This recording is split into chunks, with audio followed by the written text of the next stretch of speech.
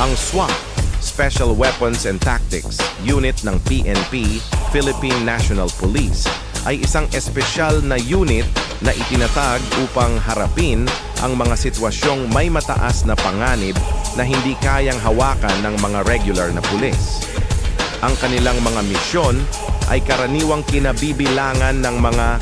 hostage rescue, pagligtas ng mga bihag mula sa mga armadong suspect, counter-terrorism operations, pagkontra sa mga aktibidad ng mga terorista, high-risk warrant services, pagpapatupad ng mga warrant sa mga delikadong suspect o lugar, tactical responses, pagtugon sa mga insidente na nangangailangan ng mataas na antas ng pag-iingat at kagalingan sa operasyon,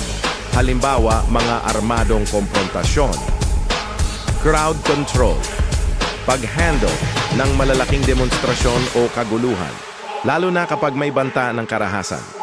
Ang mga miyembro ng SWAT ay may espesyal na pagsasanay sa iba't ibang aspeto ng tactical operations tulad ng close quarter combat,